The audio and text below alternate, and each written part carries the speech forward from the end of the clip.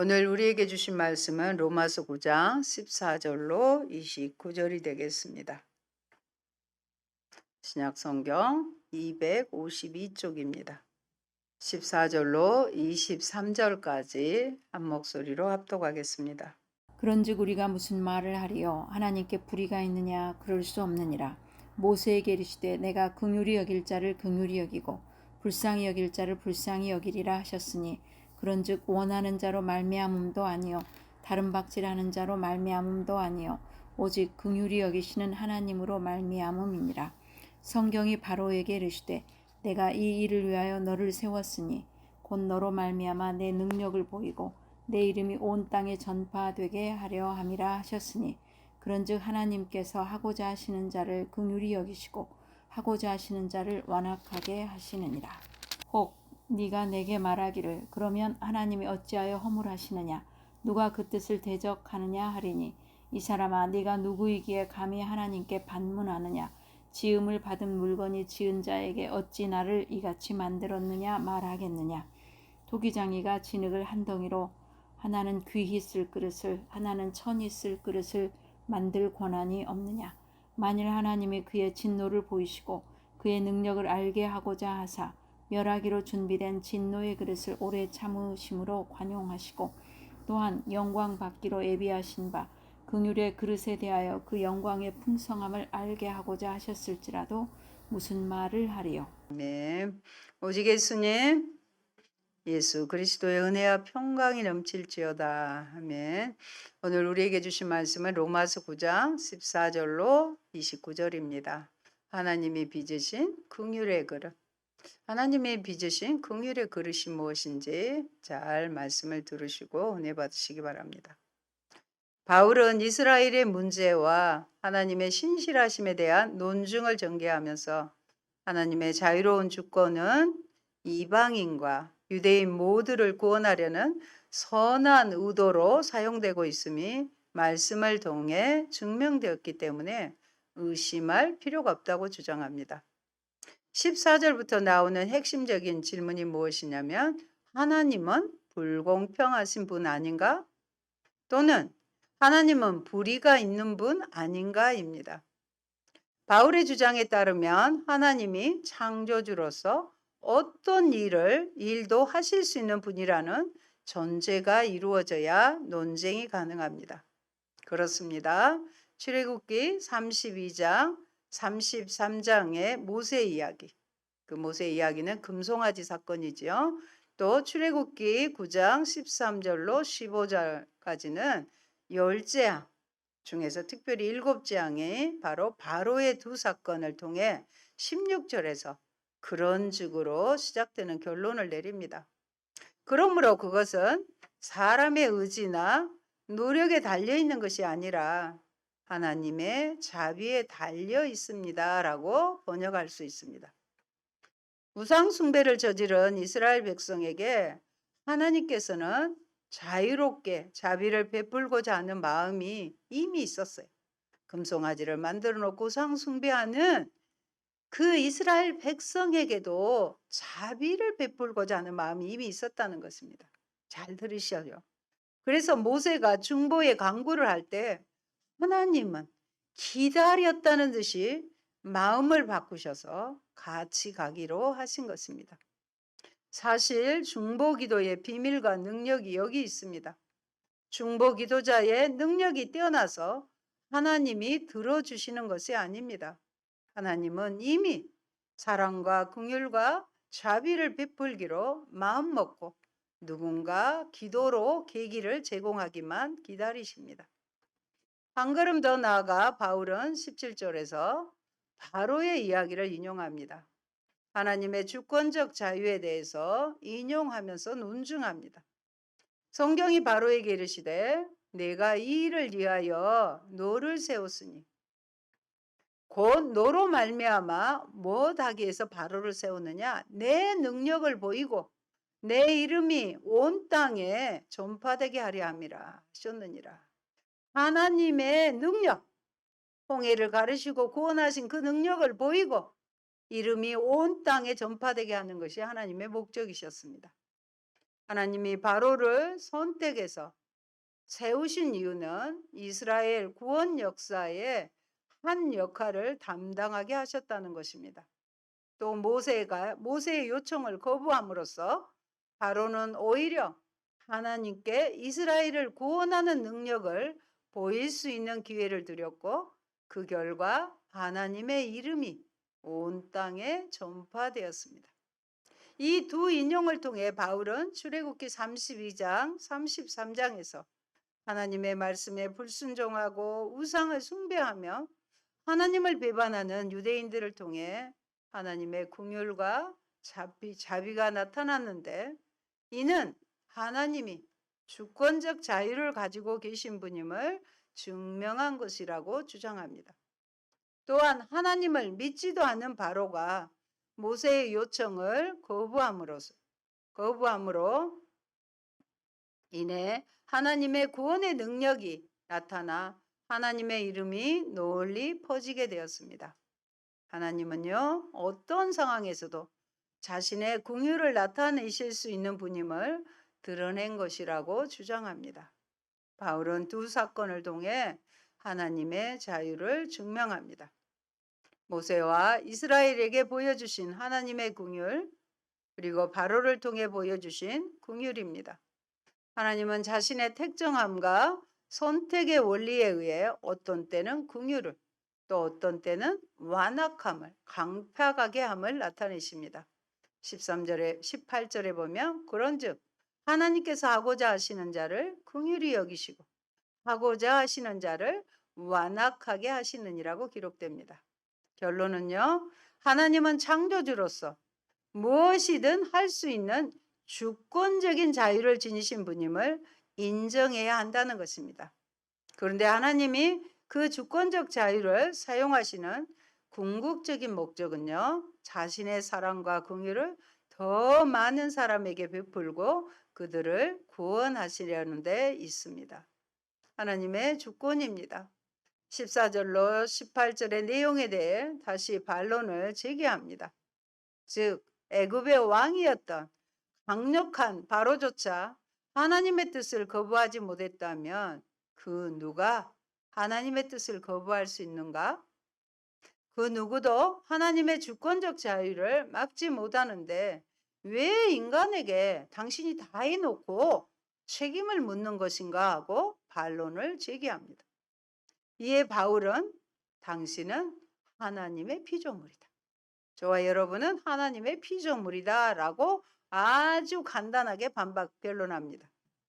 물론 누구도 하나님의 주권적 자유를 거부하거나 막을 수 없고, 그래서 인간에게 책임을 묻는 것은 불공평하고 부당하게 생각될 수 있습니다. 하지만 바울은 구약 성경의 예언서들을 인용하면서 하나님이 보여주신 역사의 주기가 있잖아요. 불순종, 그런 다음에 심판, 그리고 회복임을 보여주고, 또 인간이 그 하나님의 주권적 자유를 거부할 수는 없지만 하나님은 자신의 주권적인 자유를 통해 궁극적인 목적인 인간의 회복으로, 구원으로 가고 계신다고 주장한 것입니다. 그래서 19절 한번 보세요. 혹 네가 내게 말하기를 그러면 하나님이 어찌하여 허물하시느냐, 누가 그 뜻을 대적하느냐 하리니 라고 반론할 때 바울의 대답은 사실 아주 간단하게 주어집니다. 20절요. 오라는 감탄사를 붙였어요. 이 사람아, 그대가 무엇이기에 하나님께 감히 말대답을 합니까? 만들어진 것이 만드신 분에게 어찌하여 나를 이렇게 만들었습니까? 라고 말할 수 있습니까? 라고 반문합니다. 이 점을 더 자세히 논증하기에 바울은 에레미야 18장 1절로 12절에 잘 알려진 토기장이와 그릇 비유를 인용합니다.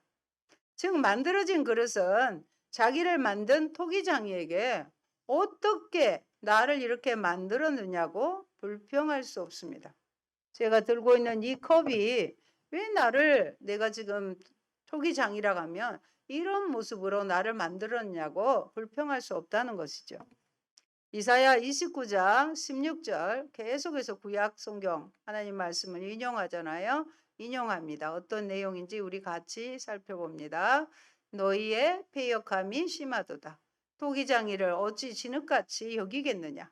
지음을 받은 물건이 어찌 자기를 지은 이에게 대하여 이르기를 그가 나를 짓지 아니하였다 하겠으며 빚음을 받은 물건이 자기를 빚은 이에게 대하여 이르기를 그가 총명이 없다 하겠느냐.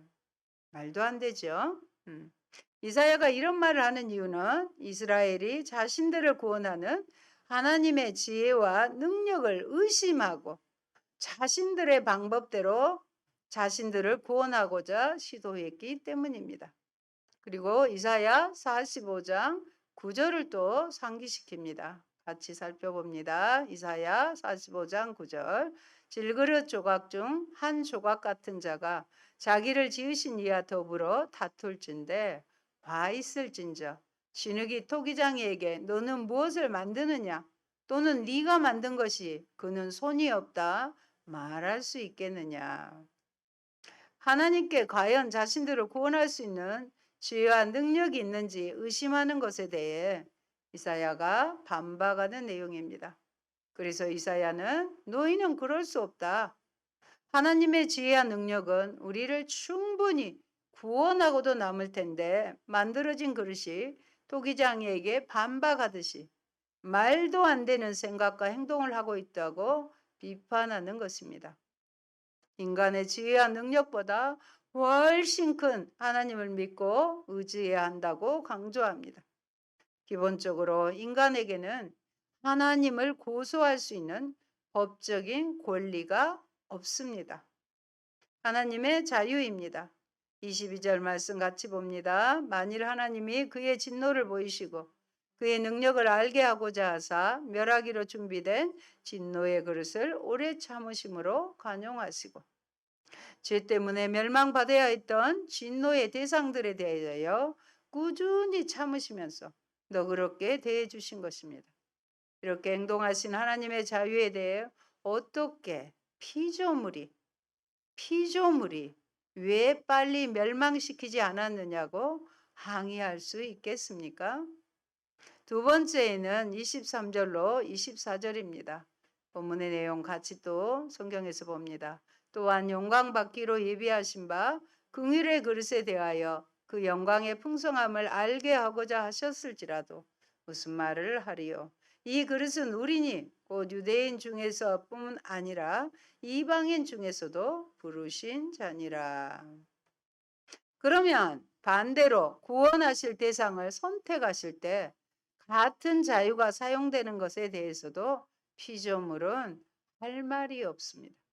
그 예로 유대인뿐 아니라 이방인도 부르셔서 구원하셨음을 제시합니다. 하나님이 자신의 자유를 사용해 하시는 일은 사실 더 큰 긍휼을 베푸시려는 것이지 완악하게 해서 멸망시키려는 것은 아니라는 말입니다. 바울은 25절로 26절에서 호세아서를 인용하면서 하나님 행동의 궁극적인 목적은 긍휼이라는 것, 마지막 목적은 긍휼, 사랑이라는 것을 더 자세히 주장합니다. 호세아 2장 23절의 말씀 함께 봅니다. 내가 나를 위하여 모니터에 있어요. 그를 이 땅에 심고 긍휼히 여김을 받지 못하였던 자를 긍휼히 여기며 내 백성 아니었던 자에게 향하여 이르기를 너는 내 백성이라 하리니 그들은 이르기를 주는 내 하나님이시라 하리라 하시니라. 긍휼히 여김을 받지 못했던 로루아마를 루아마로 바꿔주시고 로암미를 내 백성인 암미로 바꿔주셨기 때문에 우리는 하나님을 내 하나님이라고 고백하는 것입니다. 하나님은 주권적 자유를 사용하셔서 하나님의 백성이 아니었던 자들을 자기 백성이라 하시고 하나님을 찾지도 않은 자들을 부르실 수 있습니다. 27절에서 또 이사야서를 인용합니다. 굉장히 바울은 다양한 인용을 통해서 자신의 주장을 논증하고 있는 것을 알 수 있습니다. 이사야 10장 22절 이런 것들은 모니터에다 준비했으니까 모니터 봐주시기 바랍니다. 본문이 아니거든요. 같이 보십니다. 이스라엘이여 내 백성이 바다의 모래 같을지라도 남은 자만 돌아오리니 넘치는 공의로 파멸이 작정되었음이라. 아멘. 이스라엘의 자손이 많아질지라도 하나님께로부터 부르심을 받은 자만이 구원을 얻을 것임을 보여줍니다. 바울이 주장하는 논리는 사실 간단합니다. 피조물이 자신을 지으신 창조주 하나님께 무엇에 대해 반박할 권리조차 없습니다. 바울은 이사야서와 호세아서를 인용하여 하나님의 주권과 자유를 인정하고 그 다음에 어떻게 해야 될까요? 믿고 의지하라고 강조합니다. 하나님은 주권적 자유를 가지고 계시지만 선하신 분이고 사랑하시는 분이기 때문에 그 자유를 사용하여 우리를 멸망의 길로 이끄시는 것이 아닙니다. 계속해서 우리를 구원하시고 긍휼을 베푸시는 좋은 곳으로 이끄시기 때문입니다. 이 원리는 유대인들에게만이 아니라 이방인에게도 적용됩니다. 따라서 23절에 나오는 긍휼의 그릇, 드디어 설교의 제목에 나오는 긍휼의 그릇은 역사적인 이스라엘과 이방인 모두를 포함합니다. 28절로 29절 같이 볼까요? 주께서 땅 위에서 그 말씀을 이루고 속히 시행하리라 하셨느니라. 또한 이사야가 미리 말한 바 만일 만군의 주께서 우리에게 씨를 남겨두지 아니하셨더라면 우리가 소돔과 같이 되고 고모라와 같았으리로다 함과 같으니라. 하나님이 말씀하신 바를 완전히 이루신다는 것과 구원 계획이 치밀하게 준비되어 있다는 것을 지적하면서 바울은 논증을 마칩니다. 바울은 이 모든 것이 창세기, 이사야서, 호세아서, 에레미야서 등 성경에 이미 말씀하신 것임을 보여줌으로써 하나님의 말씀이 실패하지 않았음을 증명합니다. 하나님이 이스라엘을 아직 포기하지 않으셨고 때로는 이스라엘을 완악하게 하시고 이스라엘이 불순종하는 순간에도 자신의 주권적 자유를 사용하여 계속해서 회복시키셨음을 생각할 때 우리는 우리를 선택하신 하나님을 의심하고 도전할 수 없습니다.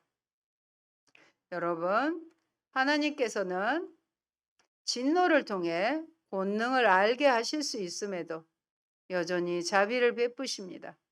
멸망받아 합당한 진노의 그릇들에 대해 오래 참으셔서 너그럽게 대해 주십니다.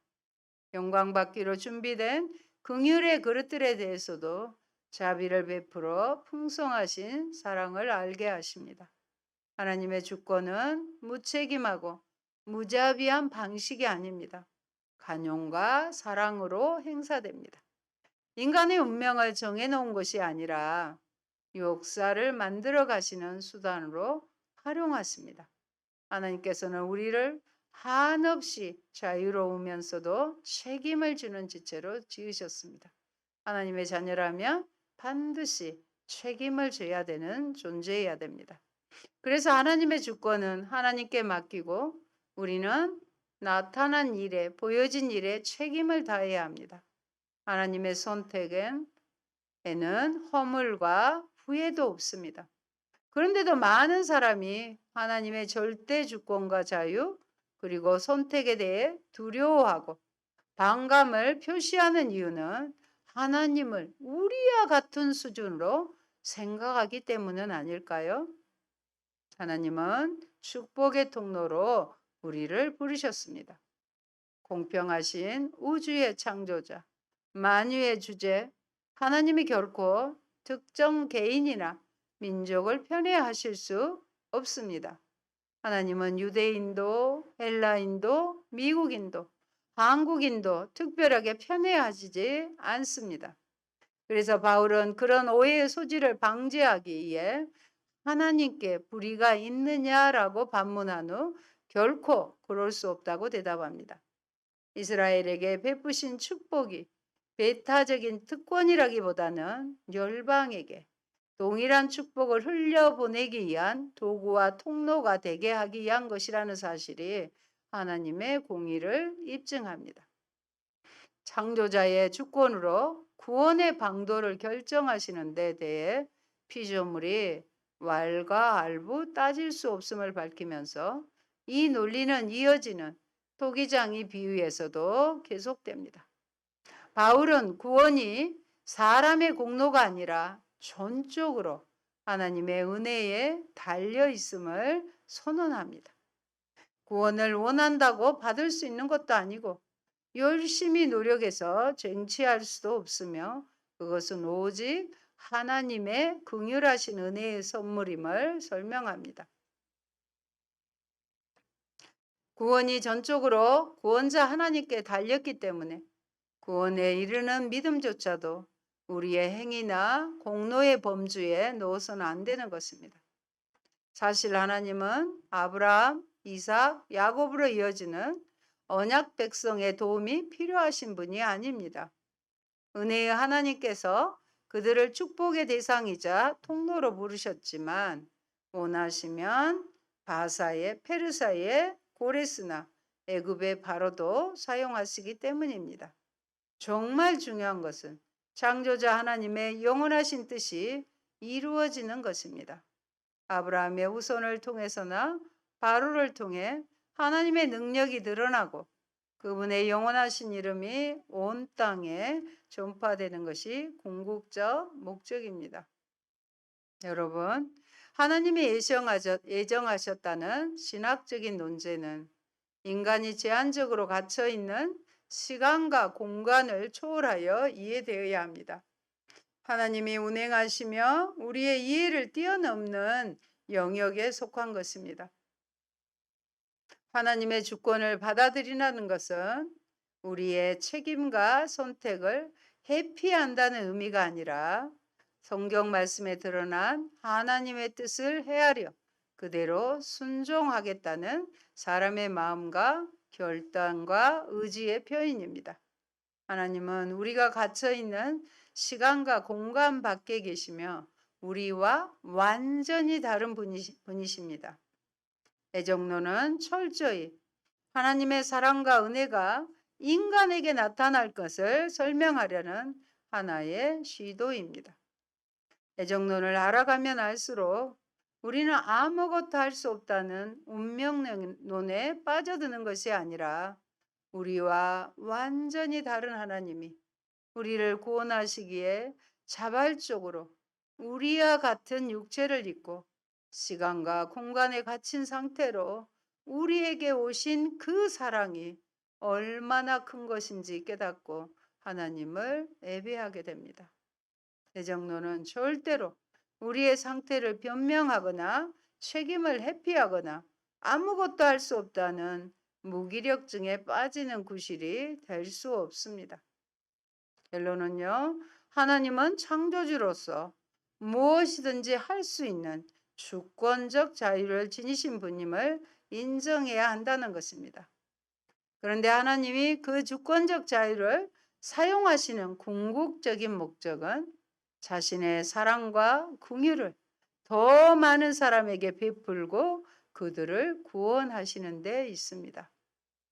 사랑하는 성도 여러분, 우리는 토기장이 하나님이 빚으신 긍휼의 그릇입니다. 토기장이 되신 하나님이 빚어주신 긍휼의 그릇이라는 사실을 기억하시기 바랍니다. 다 멸망해도 할 말 없는 상황에서 남은 자 혹은 씨를 두신 것도 주권적인 은혜입니다. 그렇지 않았으면 인류는 소돔과 고모라처럼 노아의 홍수 시대처럼 몇 번은 멸망했을 것입니다. 그런데 유대인도 아닌 우리가 복음을 듣고 예수 그리스도를 영접하게 된 것은 하나님이 우리를 긍휼의 그릇으로 빚어 주셨기 때문입니다. 우리의 구원 역시 하나님의 사랑과 은혜가 아니었으면 결코 이루어질 수 없습니다. 민족과 혈통이 아닌 하나님의 언약과 선택으로 남은 자와 참 이스라엘이 된 것을 우리는 감사드리며 기뻐하시기 바랍니다. 우리를 구원하신 하나님의 신실하신 사랑과 은혜를 찬양 드리십시다. 우리는 선하고 자비로우신 하나님을 믿고 주어진 자리에서 사랑의 삶을 살아가야 하겠습니다. 아멘. 좋으신 하나님 감사합니다. 하나님께서는 사랑이셔서 멸망받아 마땅한 우리를 살려내시고 하나님의 긍휼을 담을 수 있는 긍휼의 그릇으로 빚어주셨음을 감사합니다. 하나님은 창조주이시며 하나님은 우리는 하나님의 피조물 되시오니 감히 하나님을 향하여 반박하며 고소할 권리가 없습니다. 하나님의 주권적인 자유를 인정하고 우리 하나님을 신뢰하며 우리를 멸망 가운데서도 구원의 긍휼의 그릇으로 빚어주심에 대해 늘 감사하며 주님의 능력과 주님의 사랑을 삶 가운데 드러내는 저희로 살게 하여 주시옵소서. 예수님 이름으로 기도합니다. 아멘.